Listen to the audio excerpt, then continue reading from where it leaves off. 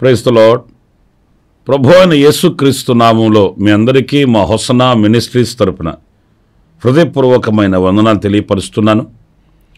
ప్రియులారా, మరి ఈ అనుదిన కృప అనే ఈ క్లుప్త సందేశాల ద్వారా మీరు ఎంతో దీవెన పొందుతున్నారని, ప్రభులో బలపడుతున్నారని నేను విశ్వసిస్తున్నాను.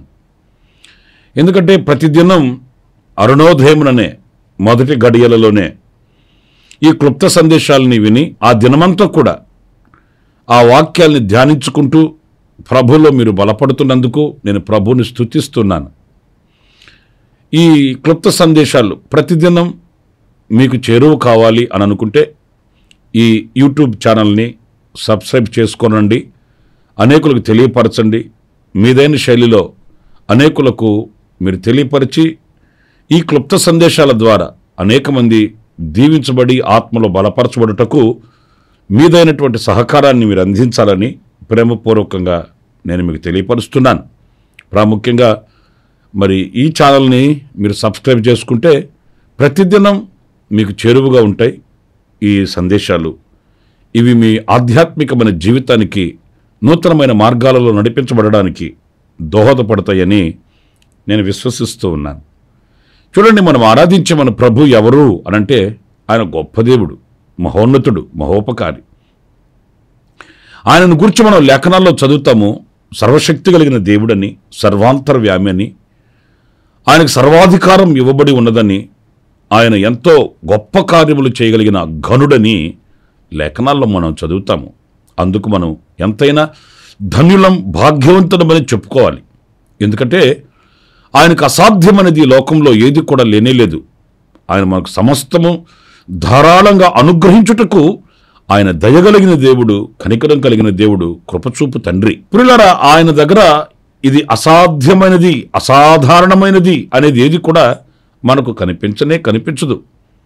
ఎందుకంటే లేఖనాల్లో కొన్ని మనం చదువుతున్నప్పుడు మనకు ఆశ్చర్యాన్ని కలిగిస్తాయి.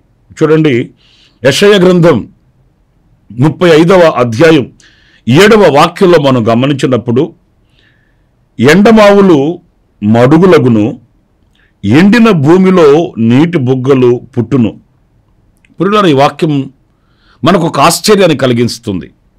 ఎందుకంటే ఎండమావులు మడుగులగును, ఎండిన భూమిలో నీటి బుగ్గలు పుట్టును అంటే అసలు భూమి ఎప్పుడు ఎండిపోతుంది? నీటి తడి లేకయే కదా. మరి ఆ నీటి తడి లేకయే ఎండిపోయిన భూమిలో ఆయన నీటి బుగ్గలు పుట్టిస్తాడంట. అంటే ఇక్కడ మనం గమనించవలసింది, ఆయన సృష్టించగలిగిన సృష్టికర్త అయిన ప్రభువు నీటి తడి లేకుండా, నీటి ప్రవాహం లేకుండా ఆ భూమి ఎండిపోయింది. ఒకవేళ భూమిని మనం ప్రశ్నించగలిగితే, అడగగలిగితే, ఎందుకు ఎండిపోయావు అని అడిగితే భూమి ఏం చెప్తుంది? నీటి ప్రవాహం లేకయే. నీటి ప్రవాహం ఉంటే అది ఎండిపోదు కదా. అంటే అంతగా ఎండిపోయిన నిర్జీవమైనటువంటి దానిలో కూడా ఆయన జీవాన్ని పుట్టిస్తాడు, నీటి బుగ్గను పుట్టిస్తాడు, నీటి ప్రవాహాన్ని కలుగు చేస్తాడు అనే విషయాన్ని మనం గమనించినప్పుడు ఇక ఆయనకు అసాధ్యమైనది ఏమున్నది మన బ్రతుకులలో కూడా? ఒకవేళ ఇక ఇది జరగదు అనే పరిస్థితులు మన ఎదుట నిలిచినప్పటికీ కూడా, ఇది మరలా తిరిగి రాదు అనే అనుభవాలు మనకు కనులకు ఎదుట నిలిచినప్పటికీ కూడా మనం విశ్వసించగలిగితే, మనం ఆరాధించే మన ప్రభువు ఆ ఎండిన భూమిలో ఆయన నీటి బుగ్గను పుట్టిస్తాడు, నీటి ప్రవాహాన్ని కలుగు చేస్తాడు. ఆయన ఒక నీటి ఊటని కలుగు చేసి ఆ భూమిని మరల సారవంతంగా మారుస్తాడు. దానికి మనం భూమి వైపు చూస్తే మనకు నిరీక్షణ కలగదండి. మనం ఏం చేస్తామంటే సమస్యల వైపు చూస్తాం. అందుకే మనకు విశ్వాసం కలగట్లేదు. మన ఎదుట నిలిచిన పర్వతాలుగా ఉన్నటువంటి ఆ సమస్యల వైపు మన దృష్టిని నిలుపుతాం. అందుకే మనకు దేవుని మీద విశ్వాసం, నమ్మకం కుదరట్లేదు. వాస్తవంగా మనం ఏం చేయాలి? మన ఎదుట ఎండిపోయిన భూమి కనబడుతుంది, కానీ ఆ ఎండిన భూమిని జీవధారగా మార్చగలిగిన శక్తి కలిగిన దేవుని వైపు చూస్తే, ఆ శక్తి గల దేవుడు, ఇక్కడ మరొక మాట కూడా మనం గమనిస్తాం కదా, ఎండమావులు మడుగులగును. ఇప్పుడు మీకు తెలుసు తెలియదు, నాకు తెలియదు, కానీ ఎండమావులు దగ్గరగానే ఉన్నట్టుగా ఉంటాయి. నీటి మడుగు దగ్గరగానే, ఏదో అంత దూరం వెళితే అక్కడ నీటి మడుగు ఉన్నట్లుగా కనబడుతుంది, కానీ అక్కడికి వెళితే అవి ఎండమావులు, నీటి మడుగులు కాదు. కానీ మనం ఆరాధించే మన ప్రభువు ఆ ఎండమావులను మడుగులుగా చేయను అంటే అర్థమేంటి? మనకు ఒక భ్రమ కలిగించే ఆ ఎండమావులు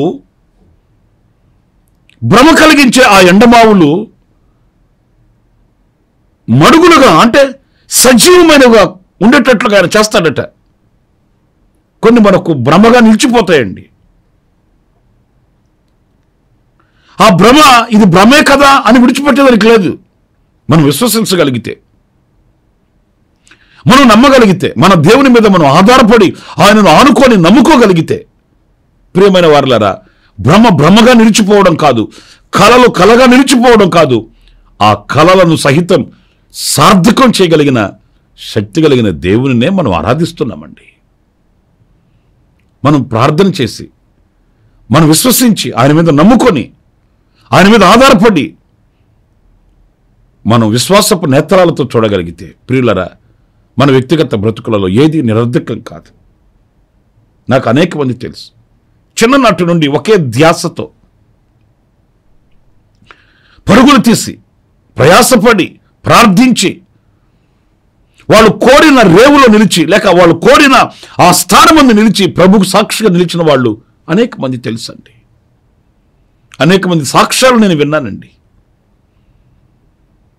మరి వాళ్ళకి చేసిన దేవుడు, వాళ్ళు కోరిన రేవుకు చేర్చిన దేవుడు, వాళ్ళు ఆశించినది అనుగ్రహించిన దేవుడు మనకెందుకు అనుగ్రహించడు?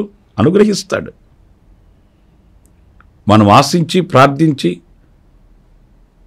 మనం ఊహించి, ప్రభుకు అప్పగించుకొని మనం ఆయన సన్నిధిలో గనక ఆయన యందు పూర్ణ నమ్మకం కలిగిన వారమే అయితే, నిశ్చయంగా మన దేవుడు, ప్రియులరా, ఆ ఎండమావులను మడుగులుగాను, ఎండిన భూమిని ఆయన నీటి బుగ్గలుగా చేస్తాడు. ఆ ఎండిన, ఆ నిర్జీవమైన పరిస్థితి తొలగిపోతుంది. ఇంతకాలం అనుభవించిన ఆ ఎండిన నిర్జీవమైన క్రియలన్నీ మట్టుమాయమైపోతాయి. ఆయన నీటి బుగ్గను కలుగు చేసి సారవంతంగా మన జీవితాలను మార్చుటకు శక్తి కలిగిన దేవుడు. ఆయన పేరే నజరేయుడైన యేసు. యేసు యేసు మరొక మాట నేను మీతో చెప్పనా? ఇదే యెషయా గ్రంథం 53వ అధ్యాయం 2వ వాక్యంలో మనం గమనించినప్పుడు, లేత మొక్కవలెను, ఎండిన భూమిలో మొలచిన మొక్కవలెను అతడు ఆయన ఎదుట పెరిగెను. ఇక్కడ మరొక అనుభవం మనకు కనిపిస్తుందండి. యేసుక్రీస్తును గూర్చి వ్రాయబడిన లేఖనాలు ఇవి. ఆయనను గూర్చి మనం ఇక్కడ చదివితే, ఎండిన భూమిలో మొలిచిన మొక్క.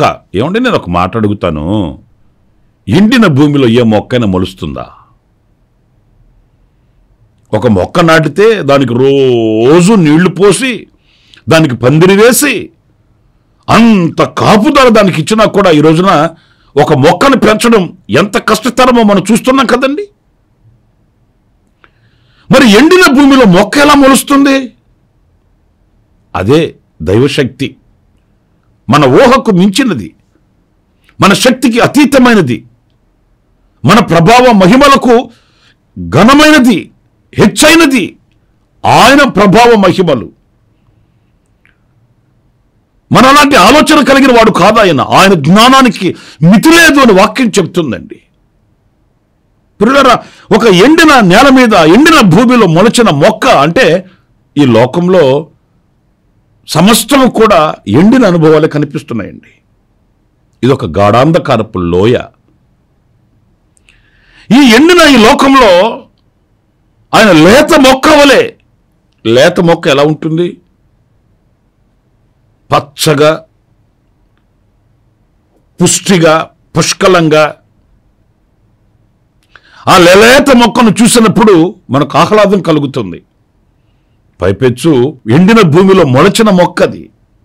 ఎటు చూసినా ఆ ఎండి నెరలు విడిచి భూమి పగుళ్ళు పగిలి బద్దలైపోయినటువంటి అనుభవాలలో ఈ భూమి కనబడుతూ ఉంటే, ఆ ఎండిన భూమిలో ఒక లేత మొక్క వలె ఆయన మొలిచాడట.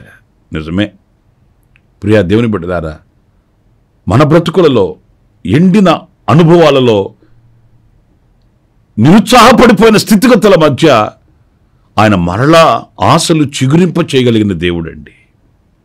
మోడుబారిన జీవితాలను ఆయన చిగురింప చేయగలిగిన దేవుడు. ఈ ఎండిన నేలలో మొక్క ఎలా మొలుస్తుంది అనడానికి లేదు. ఈ ఎండిన భూమిలో, నిస్సారమైపోయిన ఈ భూమిలో, బ్రద్దలుగా పగిలిపోయి నెరలు విడిచిన ఈ భూమిలో, నిస్సారమైన ఈ భూమిలో మొక్క ఎలా మొలుస్తుంది అంటే ఆయన మొలిపిస్తాడు. ఈ పాపభూయిష్టమైన లోకంలో పరిశుద్ధుడైన యేసుక్రీస్తు ఉద్భవించాడు. ప్రభువైన అయిన యేసుక్రీస్తు యొక్క ప్రత్యక్షత కలిగింది. ఆ రీతిగానే మన బ్రతుకులలో కూడా చుట్టూ ఒకవేళ చీకటి కమ్ముకొనినప్పటికీ ఆయన మనకు వెలుగును ప్రసాదిస్తాడు. గాఢాంధకారపు లోకంలో ఆయన మనకు దీపమై ఉంటాడు. లోకం ఒకవేళ ఎండిన పరిస్థితులలో అల్లకల్లోలంగా మార్చబడినప్పటికీ కూడా ఆయన జీవాన్ని మనకు కలిగిస్తాడండి. జీవాన్ని కలిగిస్తాడండి. లేఖనాల్లో మనం చదువుతాం కదా, వారిని తీసుకుని వెళ్ళి అగ్నిలో వేసేస్తే ఆ అగ్ని మధ్యలోనే ఉన్నారు. వాళ్ళు అగ్ని మధ్యలోనే సంచరిస్తున్నారు. వారిని బయటికి తీసుకొని వచ్చి చూస్తే అగ్ని వాసన కూడా వారికి తగలలేదట. మరి ఎండిన భూమిలో లేత మొక్కను మొలిపించిన దేవుడు ఆ అగ్ని మధ్యలో తమ ప్రియుల్ని కాపాడలేదా? కాపాడుతాడు. మరలా ఆశలు చిగురింప చేసి, జీవితం మీద ఆశను కలిగించి, మన బ్రతుకులను ఆ లేత మొక్కగా పెరిగిన మనల్ని, లేక ఆ లేత మొక్కగా మలచిన మనల్ని మహావృక్షముగా ఆయన మారుస్తాడు, మలుస్తాడు. యేసుక్రీస్తు యొక్క జీవిత అనుభవాల్ని మనం మున్మాదిరిగా పెట్టుకుంటే, ఆయన లోకానికి పరిశుద్ధుడిగా లోకానికి దిగివచ్చి చీకటిమయమైన ఈ లోకాన్ని వెలుగుమయం చేశాడు. దేదీప్యమానముగా తీర్చిదిద్దాడు. నిర్జీవమైన క్రియలను అన్నింటినీ ఆయన తొలగించాడు. పరిశుద్ధతని, జీవాన్ని, ఆయనలో ఉన్న మహిమను ప్రసాదించాడు. నా ప్రియా దేవుని బిడ్డలారా, ఆ సర్వశక్తి కలిగిన దేవుడే మనం ఆరాధించే దేవుడు అన్నప్పుడు మనలను కూడా ఆ లేత మొక్క వలె ఆయన మొలిపించి మహావృక్షముగా మలిచి మార్చి మనకు ఆయన యొక్క ప్రతిరూపాన్ని, మనము ఆయనకి ప్రతిరూపముగా ఉండినట్లు ఆయన మనల్ని మారుస్తాడు, దీవిస్తాడు అనే విషయాన్ని మర్చిపోవద్దు. ఆయనను మనం విశ్వసించాలి, ఆయనను నమ్ముకోవాలి, ఆయన మీద ఆధారపడాలి, మనం నిరీక్షించాలి. ఆయన మరలా చిగురును పుట్టిస్తాడు అనే కోరిక మన హృదయంలో కలగాలి. ఆ కోరికే మనకు లేకపోతే, కొందరు చూడండి ఎప్పుడు నిరుత్సాహపు మాటలు మాట్లాడతారు. ఇంకేముందిలేండి, అంత అయిపోయింది, ఇంకేం చేస్తాంలేండి, ఏదో అయిపోయింది, ఇక ఇలాగ అయిపోయింది కనుక ఈ జీవితాన్ని ఇలాగ ఈడ్చుకు వెళ్ళిపోవడమే, ఇలాంటి నిరుత్సాహపు మాటలు మాట్లాడుతారండి. అబ్రహాం జీవితంలో కూడా మనం చదువుతాము. ఏమిచ్చినను ఏమి, ఈ ఐశ్వర్యం అంతా, ఈ దీవెనంతా, ఈ ఆశీర్వాదం అంతా ఎవడు అనుభవించేది ఎవడు అన్నంతగా నిరుత్సాహపడినప్పుడు ప్రభు అన్నాడు, నేను నిన్ను ఆశీర్వదిస్తాను, ఆకాశ నక్షత్రాల వలె నేను దీవిస్తాను, గొప్ప జనముగా మారుస్తాను అని ప్రభు చేసిన వాగ్దానం అబ్రహాం అనుభవించలేదా? అబ్రహాం చూడలేదా? నిరీక్షణకు ఆధారము లేనప్పుడు అబ్రహాము దానిని నమ్మాడు, విశ్వసించాడు. వయసు ఎంత అయిపోయింది, వయసు ఉడికిపోయింది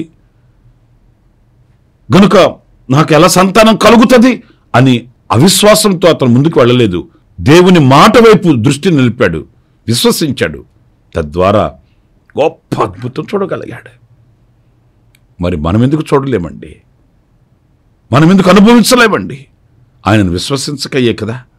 విశ్వసిద్దాం, ఆయన మీద అనుకుందాం, గొప్ప కార్యాలను చూద్దాం. మీకు ఇంకొక మాట చెప్తాను. ఒక రోజున దైవజనుడు ఆత్మపూర్ణుడై ఉన్నప్పుడు దేవుని ఆత్మ ఆయనని ఎండిన ఎముకల మధ్యకు తీసుకుని వెళ్ళిందట. యెహెజ్కేలు గ్రంథం 37వ అధ్యాయం 3వ వాక్యం నేను చదువుతున్నానండి.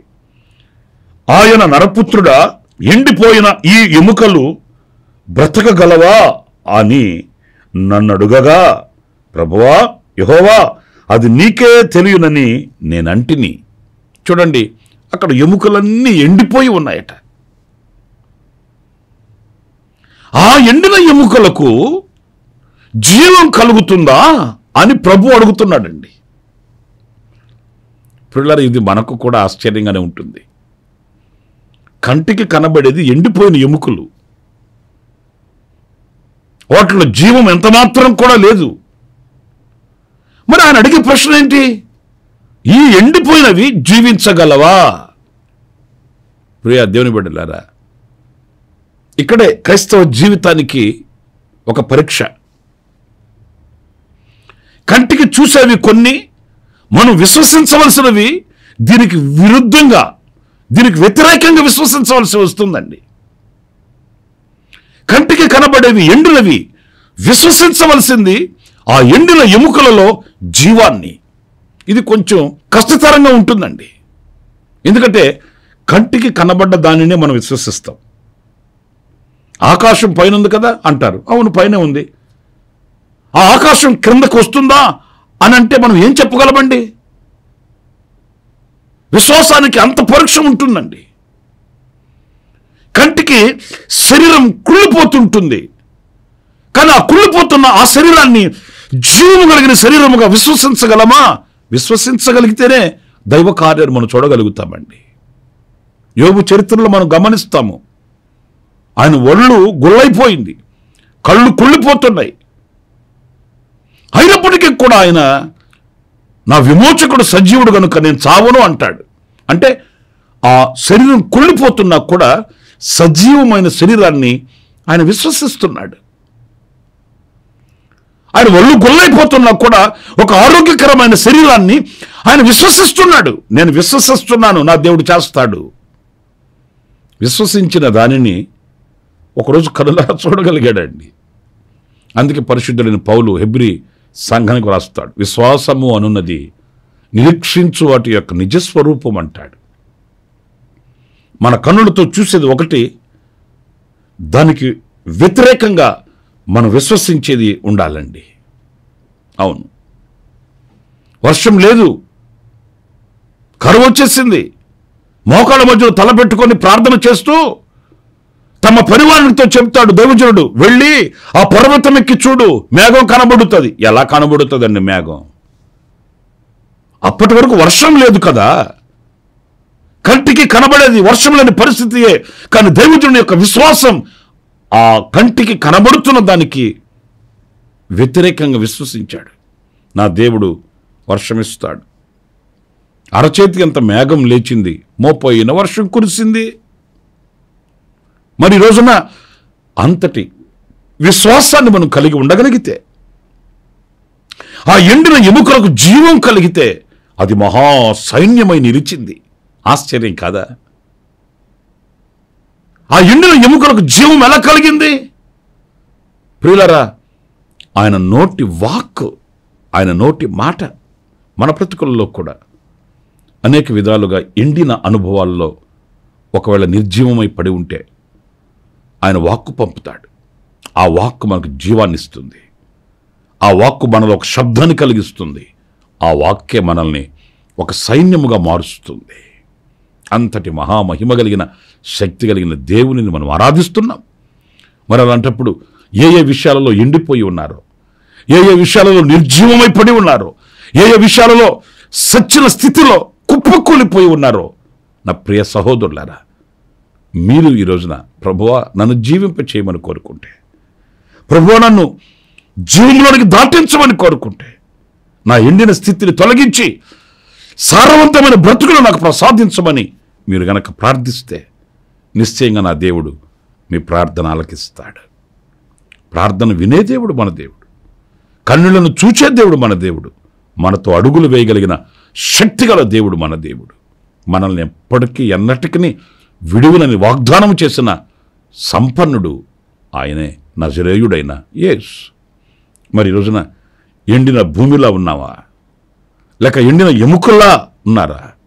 ఏ స్థితిగతుల మధ్యలో నిరుత్సాహంతో కుప్పకూలిపోయి ఉన్నారో ఒక్కసారి ప్రభు వైపు తిరిగి చూస్తే ఎండిన భూమిలో ప్రవాహాన్ని పుట్టిస్తాడు, ఎండిన భూమిలో లేత మొక్కను పుట్టిస్తాడు, ఎండిన ఎముకలలో జీవాన్ని కలిగిస్తాడు. మన బ్రతుకులలో ఆయనే శక్తి కలిగిన దేవునిగా రుజువుపరుచుకుంటాడు. ఆ గొప్ప దేవుడు మన బ్రతుకులలో ఆశ్చర్యమైన కార్యములు చేయుగాక. ఆమేన్. తలలు వంచండి, ప్రార్థన చేసుకుందాం. పరిశుద్ధుడైన తండ్రి, జీవాధిపతి అయిన ప్రభువా, మీకు వందనాలు చెల్లిస్తున్నాను.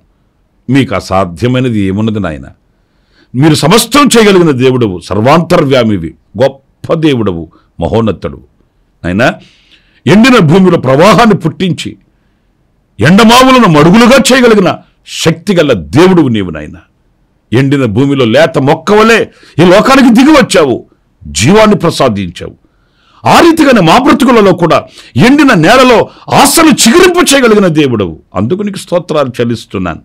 ఎండిన ఎముకల వలె ఉన్న బ్రతుకులను సైన్యము వలె మార్చుటకు నీవు శక్తి కలిగిన దేవుడవు. అందుకే మీ పాదాలు పట్టుకుంటున్నాను. మీరు మమ్మల్ని నడిపించి దీవించమని మమ్మల్ని మీ చేతులకు అప్పగించుకుంటూ, ఎందరో ఆశతో మీ వైపు చేతులు ఎత్తుతున్నారో, ఎందరో కాంక్షతో మీ వైపు కన్నులెత్తుతున్నారో వారిని దృష్టించి వారికి మేలు చేసి మహిమను పొందమని మీ పాద సన్నిధికి అప్పగిస్తూ, మీరు మాకు అనుగ్రహించిన ఈ ఆధిక్యత కొరకనికి స్తోత్రం. ప్రతిదినం ఈ అనుదిన కృపను నాయన మీ సన్నిధిలో మేము పొందుకోవడానికి ఇచ్చిన అవకాశం కొరకనికి స్తోత్రాలు చెల్లిస్తూ, ఈ భాగ్యాన్ని ఇంకనూ అనేకులకు మీరు అనుగ్రహించి నడిపించమని మీ చేతులకు మమ్మల్ని అప్పగించుకుంటూ యేసు ప్రశస్త నామములో ప్రార్థన చేసి వేడుకొనుచున్నాను తండ్రి. Amen, amen. ప్రభు మిమ్మల్ని దీవించి ఆశీర్వదించునుగాక. మీలో ఎవరైనా జన్మదిన శుభవేడుకలలో ప్రభుని స్తుతిస్తున్నారా? నా దేవుని సన్నిధి మీకు తోడై ఉండుగాక. కన్నీళ్లలో ఉన్నవారికి, సమస్యల్లో ఉన్నవారికి నా దేవుడు సహాయకుడై నిలిచి ఆయనే వారిని ఉద్ధరించునుగాక. ఆమేన్. ప్రతి దినము ఈ అనుదిన కృపాను సందేశాల కొరకు, ఇంకా మరిన్ని ఆత్మ సంబంధమైన సందేశాల కొరకు ఈ మా యూట్యూబ్ ఛానల్ ని సబ్స్క్రైబ్ చేసుకోండి. Pastor Ramesh, ministries.